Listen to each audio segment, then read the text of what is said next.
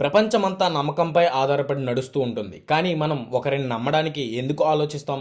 ఎందుకంటే వాళ్ళు మన నమ్మకం ఎక్కడ వమ్ము చేసుకుంటారని. అలాంటి ఒక కథతో ఈ రోజు మీ ముందుకు వచ్చాం. ఫ్రెండ్స్, ఇది కేవలం మంచి చెప్పడానికి చేస్తున్న చిన్న ప్రయత్నం. ఏఐ ఇమేజెస్ ఎవరిని ఉద్దేశించినవి కాదు. స్టోరీలోకి వెళ్తే ఏన్షియంట్ టైంలో ఉద్యోగం కోసం చూస్తున్న ఒక అబ్బాయి గురించి ఈ చిన్న కథ. హీరోకి అన్ని వర్క్స్ వచ్చి గానీ ఎక్కడా పని దొరకలేదు. అతనికి కమాండర్ అయిన ఒక స్నేహితుడు ఉన్నాడు. అతని ద్వారా రాజు అంతఃపురంలో ఉద్యోగం సంపాదించాలనుకున్నాడు. మొదట తన స్నేహితుడి సహాయం అడగడం సరికాదని అతను భావించాడు. కానీ ప్రయత్నించిన ప్రతి చోట ఉద్యోగం దొరక్కపోవడంతో అతను కమాండర్ వద్దకు వెళ్లాలని నిర్ణయించుకున్నాడు.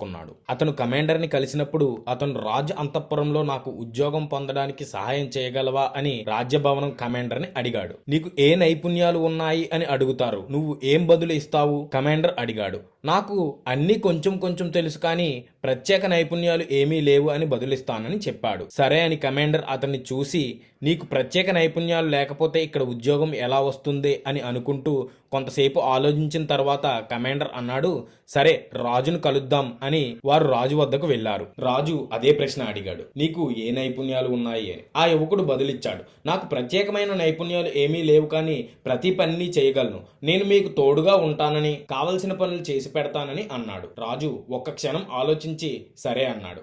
అలా డైలీ ప్యాలెస్ కి రావడం వెళ్ళడం. యువకుడికి ఉద్యోగం వచ్చింది, కానీ అతనికి ప్రత్యేక నైపుణ్యాలు ఏమీ లేనందున పనులు ఏమీ కేటాయించలేదు. కమాండర్ అతన్ని సిఫార్సు చేసినందుకు మాత్రమే అతనికి ఉద్యోగం ఇవ్వబడింది.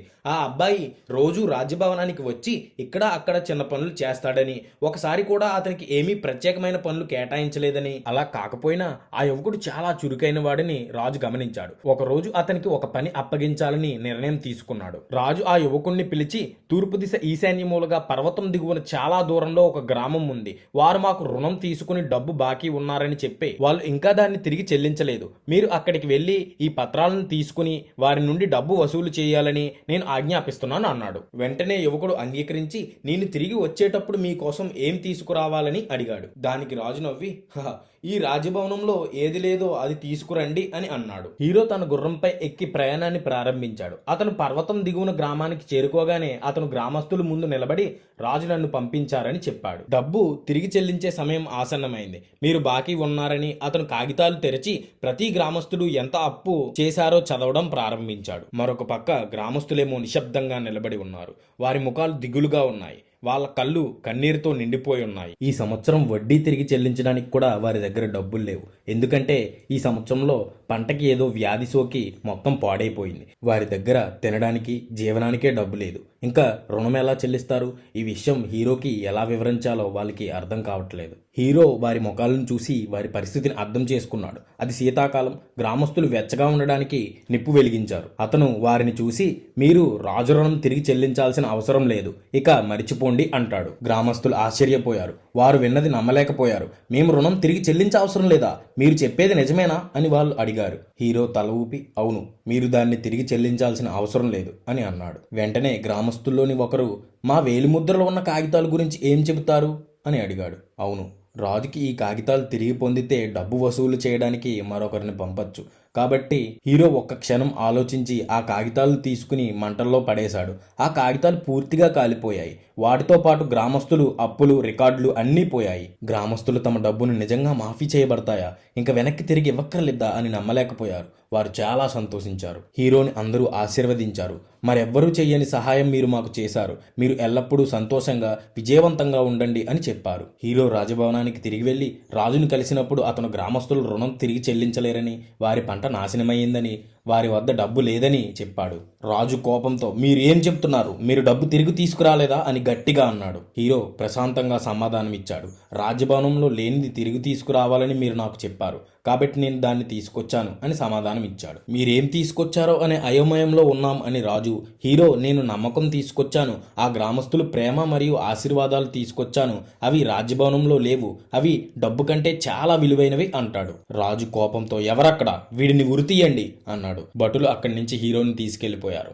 ఈలోపు కమాండర్కి విషయం తెలిసి ఎక్కడి నుండో వచ్చి అతన్ని కాపాడాడు. కొన్ని రోజుల తర్వాత మరొక రాజు వారి రాజ్యంపై దాడి చేశారు. ఇది భయంకరమైన దాడి. చుట్టూ 4 వైపుల నుండి సైన్యంతో ముట్టడించారు. రాజు పారిపోవాల్సిన సమయం వచ్చింది. అప్పుడు హీరో సడన్ గా వచ్చి రాజుకు పక్కనే ఉంటూ మనం దాక్కునే ప్రదేశం నాకు తెలుసు అని చెప్పాడు. పర్వతం దిగువన ఉన్న గ్రామానికి వెళ్దాం, గ్రామస్తులు మిమ్మల్ని రక్షిస్తారు ఇలా అని చెప్పి గ్రామస్తులకు హీరో సందేశం పంపించాడు. హీరో రాజుని తన కుటుంబాన్ని చాటుగా గ్రామంలోకి తీసుకెళ్లాడు. వారు రాజుని మరియు అతని కుటుంబాన్ని సంతోషంగా స్వాగతించారు. గ్రామస్తులు వారిని జాగ్రత్తగా చూసుకున్నారు. కలిసిమెలిసి తమ రుణం మాఫీ చేసినందుకు ధన్యవాదాలు చెప్పారు. సంబరాలు చేశారు. రాజు తన బలం మరియు శక్తిని తిరిగి పొందే వరకు వారు సురక్షితంగా ఉంచారు. రాజు తన రాజ్యాన్ని తిరిగి వెళ్దాం అని సైన్యంతో యుద్ధానికి సిద్ధమవుతున్నాడు. గ్రామస్తుల ఆశీర్వాదాలు మరియు నమ్మకం యొక్క నిజమైన విలువను గ్రహించాడు. నిజమైన సంపద అంటే భౌతిక ఆస్తుల్లో లేదు, కానీ ఇతరులకు నిస్వార్థంగా సహాయం చేయడం ద్వారా మనం నిర్మించే సంబంధాల ద్వారా ముడిపడి ఉంటుందని గ్రహించాడు. తన శక్తిని పుంజుకుని యుద్ధం చేసి తన రాజ్యాన్ని తిరిగి గెలుచుకున్నాడు. హీరో ఈ మార్పులో కీలక పాత్ర పోషించాడు. రాజు ఆ యువకుణ్ణి తన ప్రధాన సలహాదారుడిగా నియమించాడు. ఎందుకంటే అతని జ్ఞానం, మానవత్వం మరియు న్యాయబుద్ధి రాజ్యానికి గొప్ప సంపదగా మారింది. యువకుడు రాజుకు నమ్మకం, ప్రేమ యొక్క విలువను నేర్పించాడు.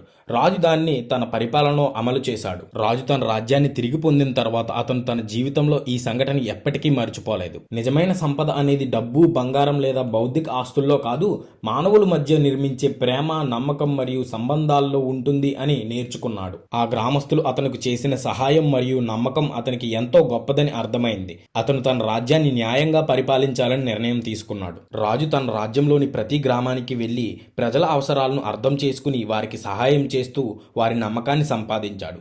అతను తన రాజ్యంలోని ప్రతి ఒక్కరిని సమానంగా చూసే న్యాయపరమైన పాలకుడిగా మారాడు.